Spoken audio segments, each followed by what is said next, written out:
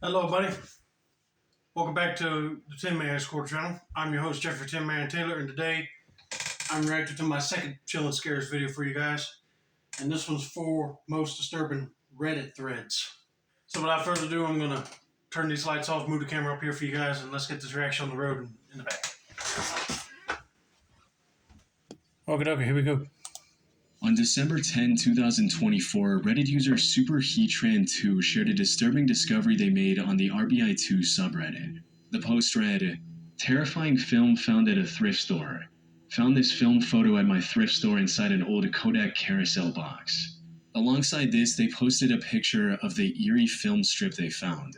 Now, I'm gonna have to blur the image as it's a bit too graphic, but it basically shows what looks like an undressed human body lying on the floor between a bed and a wall. The floor is also covered in blood, with heavy splatters staining both the bed and the walls. Oh, now that would be disturbing for sure to find at a thrift store. And you would think that employees of that thrift store would have gone through everything just to make sure nothing like this was inside, or whoever killed that person in the photo was too careless and forgot that that negative was in there. So many questions going through my head right now. But anyway, let's just continue on with this story, see what else Chillin' Scares found out about this case. It looks like a picture someone took right after committing an absolutely horrific crime. Most importantly, it looks disturbingly real, far too authentic to be dismissed as part of a horror-themed art project. About 30 minutes later, the OP came back with an update describing their actions after finding the film, which only made it seem even more legit, reading, "Hello everyone, sorry I'm on my phone, so I'm leaving an update as a comment. Here's what I did. When I saw the photo, I was curious and pointed into a contrast area to look at it, and my body jolted because I was shocked. I didn't buy the Kodak carousel and just took the photo and went outside. I went to another store next door and called the non-emergency line describing what I saw and that I felt like it was a genuine photo. They told me they're sending an officer when available. She said she didn't have an ETA. The dispatch person told me if I could wait at the thrift store, and I said yes. I'm waiting in my car as of now." About an hour after that, the OP posted a second update, this time describing their interaction with the police, stating, "The officer arrived a bit after I posted the update. Him and I looked at the photo, and basically he was just looking thoroughly and asked me where I found it, and I just described where I found it. Then him and I walked to the thrift store and showed him the exact box I found it in. He sent a photo of the film to a coworker and spoke to him on it. He then took down my information and told me that he's going to take it to the people who can properly process the image to investigate it. I basically told him how I just thought the carousel was cool, so I opened it to see the condition, and I saw the photo and thought someone left a family photo, so I checked, and it was definitely not a family photo. I also gave him the time I found it, which was a minute before I took the photo. He then said if there's any more questions or things, he'll reach out to me, but he says it's unlikely since I just found the photo and don't know much about it. He then said thanks, that's all he needed, and then took the box and photo, and then began to walk to the thrift store worker to ask questions, but I left. That's all I have so far, and if I'm being honest, I don't know if I'll get any updates from them, since I'm sure it's hard to go off of a film photo, and since I just stumbled upon it from chance and have no other information other than what I said. Now, usually when something like this is posted on the internet, there's a lot of skepticism surrounding its origin. The first thought most people have is that whoever made the post faked either the whole thing or parts of it for online attention. But in this particular instance, the vast majority of people were convinced that the OP was telling the truth, simply because the picture looked a bit too real. They urged the OP to post more information about where and how they found the film, which they complied with by posting pictures of the box the film was in. One person asked for more details. "Was that the only image in the carousel?" "Yes, it's the only image, but it wasn't in the carousel, it was in the middle of the carousel." An hour later, SuperHeatran also posted a clearer picture of the film by using their Apple Watch as a bright backlight.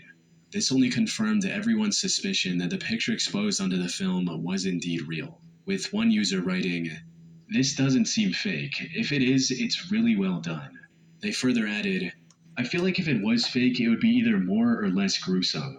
But there's something about the positioning of the body, the fact that it isn't a more attractive body type, read thin and beautiful for better optics, and the natural pattern of blood on the wall that indicates the victim fought and didn't die immediately. Visible hand/finger marks on the wall, in addition to smudges and splatter. Just doesn't seem like it was some type of dark art project. Yeah, it ain't. I don't know why people would think that was fake. Because there ain't no way you could fake claw marks on the wall unless somebody was taking like a gouging knife and started making little scratches and then put some fake blood around it just to make it look like somebody was like scratching at the wall. But no. If it looked like somebody was badly bruised, like they were trying to fend off their attacker and they're laying in a pool of blood, that's real. And if it was faked, oh my God, that is sick. Thank God that Chilling Scares blurred the image out because I don't know if I want to see it.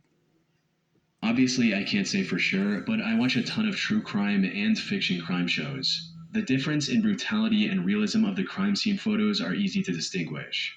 But if this film strip was real, what was its origin?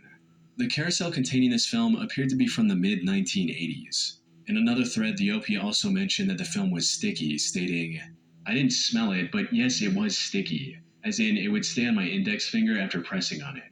This hinted at the old age of the film, as they tend to become sticky when left in a room temperature box for over a decade. So the possibility of it being from the 1980s and early 1990s is certainly high. As for the disturbing contents of the film, there are countless possible explanations, each just as plausible as the next. Some users suggest that maybe it was a trophy photo taken by a serial killer, which begs the question, how could such a thing end up at a thrift store of all places? One user tried to explain this with a personal anecdote, writing, "My mother lives in a seniors community in California and there's a Savers just around the corner. When the old people die, a lot of the time their kids pick up what they cherish and dump all the rest of their parents' stuff at the Savers. Could be the person who donated this didn't know what was on it." That said, a more reasonable theory I came across stated that the film likely belonged to a criminology teacher, reading, "I think a likely possibility is that the carousel belonged to someone who taught classes relating to crime scenes. The photo was accidentally left in the box because it had come away from its slide frame. Only suggesting this because I once found something similar from a house clearance and I knew the person taught some criminology classes."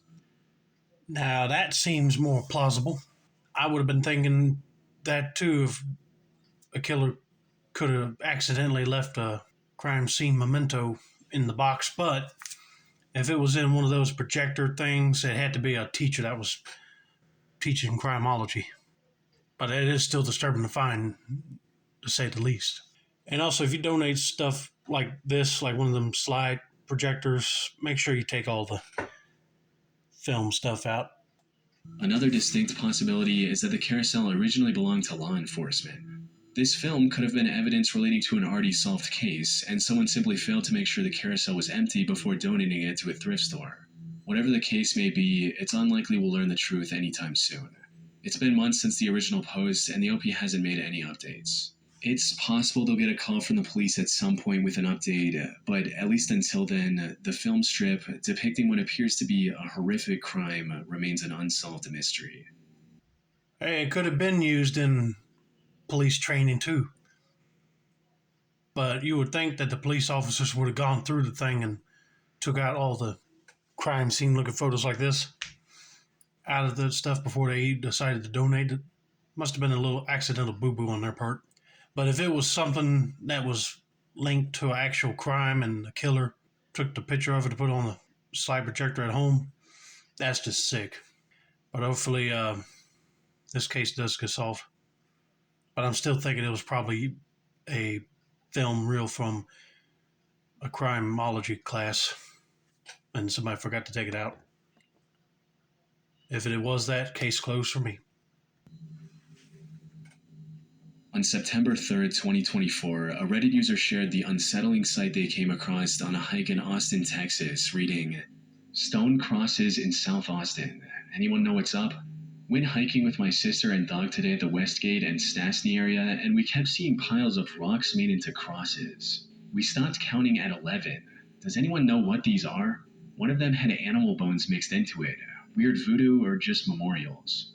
Alongside this, they also shared several images of the many stone crosses they described in their post. The OP also provided some more context in later comments, stating, "We didn't see anyone around, but there was a ton of trash back in the woods. It was creepy though, with cross after cross. Felt off. Definitely going to find new paths to walk the dog because I don't want to meet their architect. Usually, discoveries like these will lead to some interesting but predictable answers. For all we know, these could have been part of a ritual site of sorts from centuries ago, or something along those lines. However, that wasn't the case here, as some of these crosses contained modern materials like concrete and painted metal fence posts. In other words, these were put together a lot more recently, which begged the question, who made these and why? Yeah, I would like to know as well, because I was going to say that it was probably part of a ritual site, just like he said, but if it was made up with new modern stuff like this laying around it, then it ain't old. It was just put there recently. Makes you wonder if it was part of a modern day ritual or some sort of a weird art project out in the woods. I mean, I don't know. But before I start jumping into any conclusions of my own, let's just continue on with this case and see what else the Chill and Scares was able to dig up on the story. To this, one user gave a very urgent and concerning response. Call APD/311 and tell them you think Rami Zoeda is back in the neighborhood. He escaped custody from a mental institution in June. I don't know whether he is still wanted. Good luck getting APD to do something. Google him and talk to your neighbors. Put simply, these crosses were the work of an unstable homeless man named Rami Zoeda. I'm not entering your camp. In the last few years, South Austin residents say they have spotted Rami Zoeda building sculptures, taking a sledgehammer to city property, screaming at all hours of the night, and cutting down trees in the greenbelt using a chainsaw and machete. From what I could find online, Rami is originally from New York and struggles with severe mental health issues and violent tendencies. As one local resident described her account with him, stating, "He's very profane. He's beginning to target me and my little dog, talking about murder, calling me obscene names." Reports of Rami disturbing locals go back years. Like this similar Reddit post from another Austin resident from December of 2023, reading, "These weird rock cross formations appeared seemingly overnight in the little green space between Westgate and Menchaca. Anyone have any idea what they may be for?" While looking through the wooded area surrounding these strange sightings, I even found what looked like Rami's base of operations. A quick search on the guy also shows that Rami's been doing this for quite a while. He'd been arrested 6 times in less than a year, however all the charges were either dropped or dismissed. He was also ordered to undergo temporary inpatient mental health services back in April of 2024, but he managed to escape from the hospital within a few weeks of his detainment to continue his work. The same work that was later described by the OP in early September. As their post picked up steam, more and more locals joined the conversation to share what they knew about Rami as well. As it turns out, Rami wasn't just a misunderstood artist who should have been left alone. He was highly unstable and posed a great threat to the people in that neighborhood. I live on Westgate near Stastny, about 1 block from where the crosses are. I just recently found a smart key outside of my home, a verified lockpicking tool in the back patio area, and I'm truly concerned he tried to break in but gave up very recently. Last year around this time, he would specifically target my home and steal water from my downstairs faucet, carrying large gallon containers of the stolen water on his bicycle. I filed a 311 report and have reached out to the APD district representative and left a message, but 311 told me I should keep calling. They have 14 days to respond to my concerns. Super great feeling. I'm feeling very, very uneasy and scared. I believe I saw him once. What happened is that I saw a man outside my apartment building casually stroll by, bash someone's windshield in with a sledgehammer, and casually continued strolling. Zoeda had a sledgehammer he used to break decorative white boulders that were on the side of the street. It appears he has now made crosses out of the broken rocks. He also had a chainsaw and cut down numerous trees. He said the devil was in the trees. He did this day and night for months on end. Not only did he destroy property, he threatened to murder people out for walks. Oh, and people said he has sawed stray cats in half. Now, from what I could find, he's never been charged with any form of animal cruelty. That said, the OP did find animal bones in a few of the crosses he built, so it's possible there's some truth to the statement. As for his motive, a journalist who spoke with him reported that he claimed to be, quote, taking out Satanism. Apparently, he believes that these woods are the worshiping grounds for a group of Satanists, making these crosses his way of purifying the landscape. Regardless of his reasoning, it's clear that he's mentally unwell and is a danger to the public. There are already rumors of him attacking stray animals, and it's not a stretch to imagine him turning his chainsaw on a person if he sees it as a necessary sacrifice to fulfill his goal. Thankfully, something of that nature hasn't happened as of yet. He was arrested again in late September and was even sentenced to 240 days in jail. But since he had already spent a long time in confinement in the past couple of years, his sentence was deemed served and he was released. At the time of writing, Rami is still out there and posing a threat to the people around him. I would agree with that one person that said that he was just an artist and people should leave him alone. But if he's mentally disturbed like that, he don't need to be out there in them woods, especially going around taking water from people's faucets and bashing decorative rocks just to make his crosses. I mean, it seems like the police and non-emergency people think that he's not a threat. But if he keeps on doing this, he might be. And he already said he might kill somebody if they come near him. And to think that he was saying that what he's doing, building them stone crosses out there, was for trying to get rid of all the Satanism from the woods.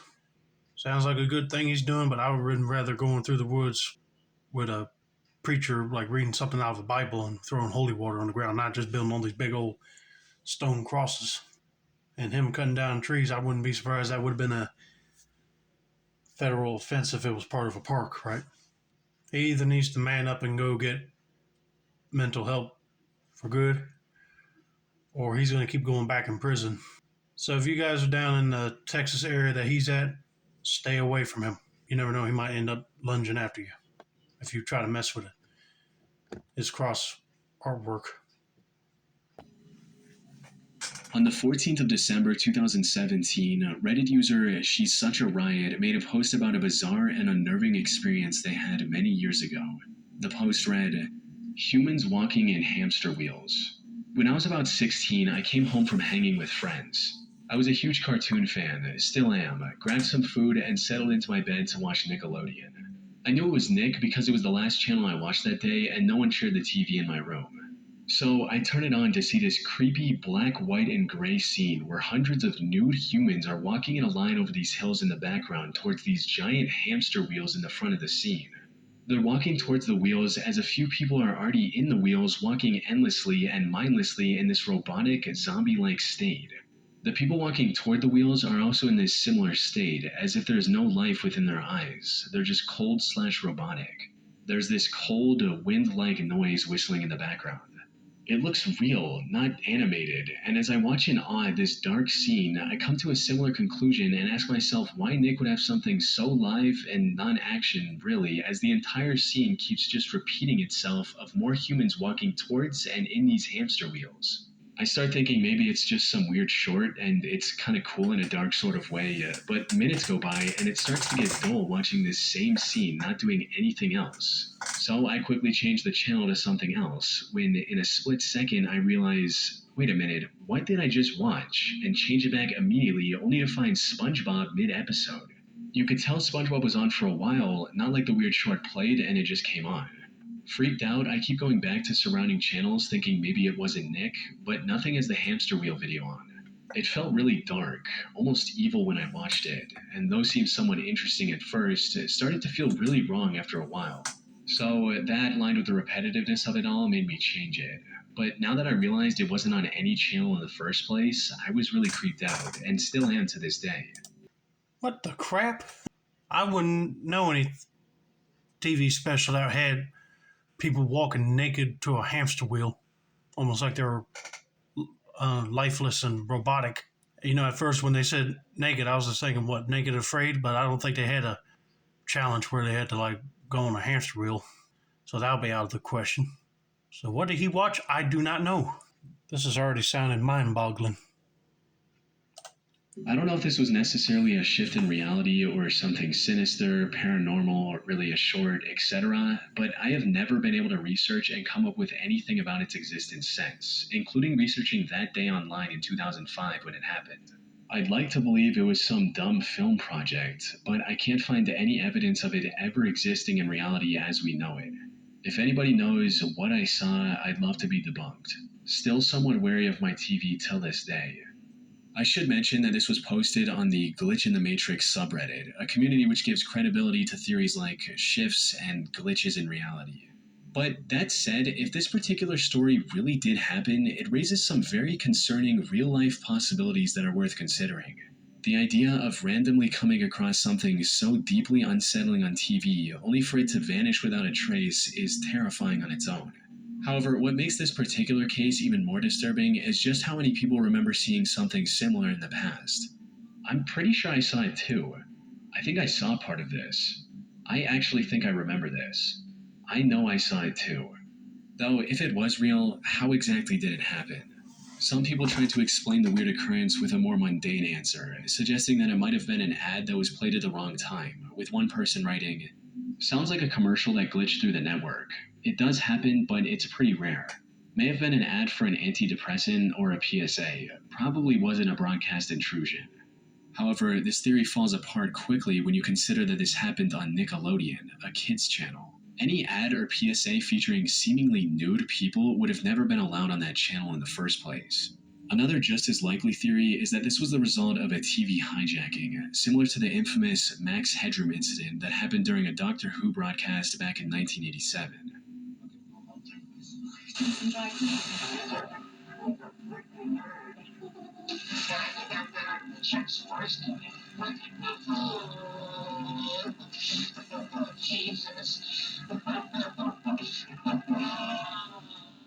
Kids channels were frequent targets for these signal intrusions. More importantly, many of these hijackers chose to broadcast explicit or unsettling content after gaining access, similar to what the OP described in their post. As for why there's no information about this hijacking online, a comment from a deleted user shed some light on it, stating, "I'm not sure what happened considering the year, but back in the day, television frequencies often got hacked.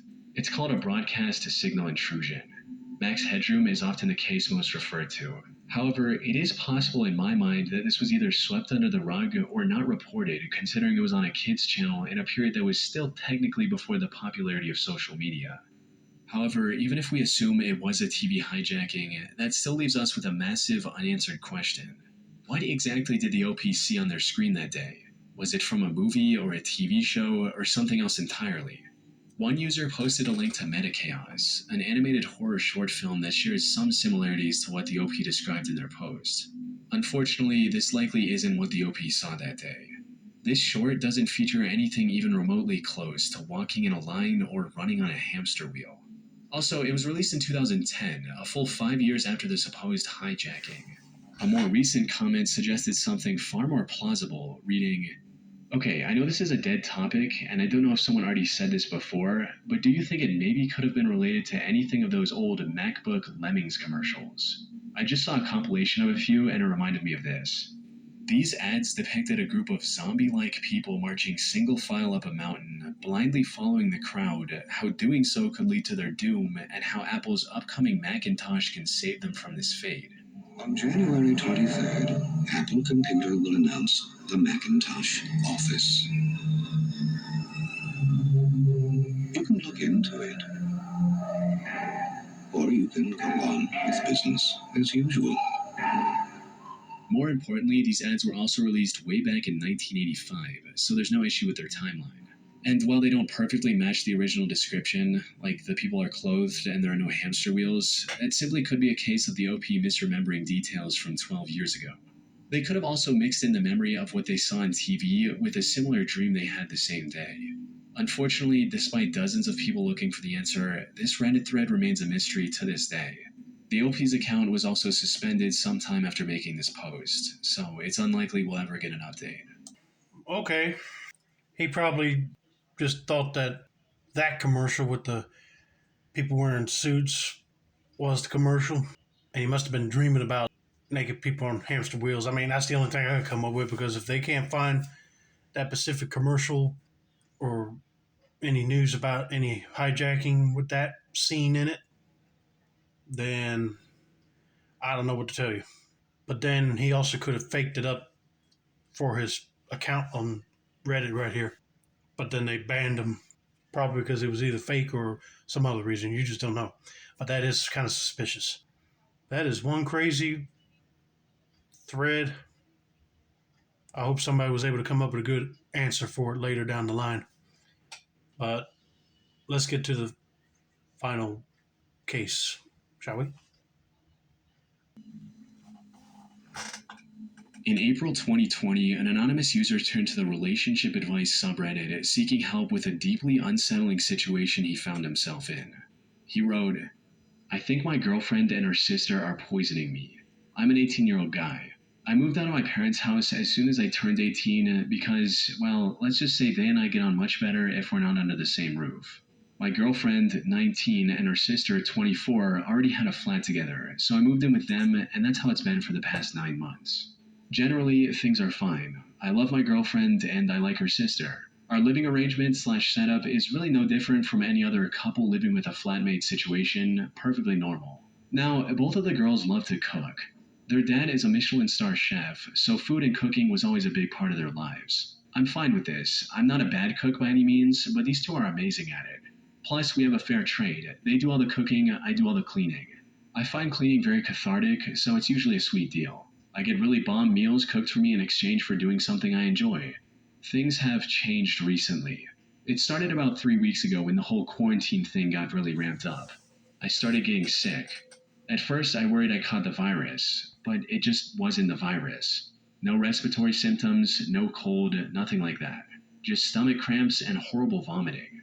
I figured at first I'd caught some other bug, but then it came back, again and again. At least 1 to 2 times a week for a couple of days at a time, I was getting these episodes of stomach pain like you wouldn't believe, and spewing my guts up. I couldn't figure out what was up, until I spoke to a friend about it, and she asked if it was maybe something I'd been eating. Now, I don't have any real food allergies. I'm a bit dodgy with dairy, but not on a feel like I'm on death's door and vomit all the fluids out of my body level. More just bit of discomfort and spend ages on the loo type of stuff. Still, I mentioned it to my girlfriend and asked if she'd changed anything about how she was cooking recently. She got really weird, defensive, as to what I was accusing her of. I said I wasn't accusing her of anything. I just think I might have developed an allergy to something and want to know what it could be to. She told me I'm just being paranoid and I just have a bug. I dropped it because she seemed really annoyed. Since then, I've noticed some weird stuff, which really is making me paranoid. Like, they shout at me to get out if I go in the kitchen while they're cooking. I've offered to both of them on several occasions, hey, I'll cook tonight, but they vehemently turn me down and seem almost offended I'd offer. They both keep giving me these glances at mealtimes, like they're waiting to see how I react. If I say I don't feel good or don't want to eat, both of them take it as a personal attack on their cooking, and if it's my girlfriend, she'll cry until I cave and eat it. There have been times when one or both of them seem to know I was about to get sick after eating. They text each other when they're in the same room if I'm there. I think they think I haven't caught on to that, but it's obvious, honestly. Neither of them is particularly sympathetic when I do get sick. I don't know, maybe I'm being paranoid, maybe quarantine is getting to me. But I'm really convinced they're doing something to my food to make me ill. It's the only explanation I can come up with. Thing is, I don't know what to do. If I confront them and I'm wrong, I'm a jerk for even thinking it. If I confront them and I'm right, things could escalate badly. I'd really appreciate any advice or words of wisdom here. Thank you in advance. One of the top comments on this post gave the OP some solid advice for finding the truth, but this only made the situation seem even more suspicious. Switch plates with one of them either with or without their knowledge. If they know you want to switch plates, they will refuse, which would be a red flag. Or if you switch without their knowledge, you would be able to see how the plate originally meant for you affects them. They're always super particular about making sure I get the right plate. I hadn't thought about asking to switch. But the thing is, this could have gone either way. As one commenter pointed out, I've seen this before. It was a post on here. A person's husband was a cook and started using some kind of spice. He didn't believe it was making her sick. She got tested and was in fact allergic. He confessed and they reconciled. In another post, a fellow was using garden slugs in his girlfriend's meals on purpose. You need to consider both possibilities. The second half of this comment was referring to a now deleted post from March of 2020. In it, a woman sought advice on what to do after making the horrifying discovery that her partner of 4 years was putting garden slugs in her food. In addition to being incredibly gross, this was also highly dangerous as these slugs can contain brain-eating parasites. Put simply, there was no obvious answer to the OP's predicament. On the one hand, it's entirely possible that the OP was just being paranoid. This could have also been an early sign of a mental health issue, where he's seeing patterns and behaviors that don't actually exist. A few people also suggested a gastrointestinal test to see if there was something wrong with his stomach. This is because conditions like Crohn's disease can cause persistent digestive issues regardless of diet. It could have also been a combination of the two, where his real symptoms were making the paranoia worse. But as this one user mentioned, a potential poisoning wasn't entirely off the table. If we assume that the OP's observations are completely accurate, there's a good chance that he was getting poisoned. What makes this even more sinister, however, is that his girlfriend and her sister were disturbingly deliberate in their actions. They didn't lace his food with a stronger poison, because then the OP might go to a doctor who would likely find the toxic substance in his system. Instead, they were poisoning him slowly, likely in the hopes of keeping him oblivious until his eventual death. Many people took this possibility seriously, with some even brainstorming ways for the OP to protect himself without jeopardizing his relationship if it all turned out to be a misunderstanding. I don't have a magic bullet answer for you, but I can tell you what to do. I would play dumb, announce that I would be cooking for myself from now on because it would not be fair to force my new, as of yet unidentified allergy on them and their amazing cooking. From there, I would be careful about my food. If I open it, it gets used all the way, nothing left open. All of this would serve twofold. First, if you still get sick every other week while having full control of your own food, you know something bigger is going on here medically, and the paranoia toward them is unjustified. If it works, you might just need to work on getting the hell out. All this being said, the most important part of this is to play dumb and stand your ground, claiming it is all for their happiness and convenience.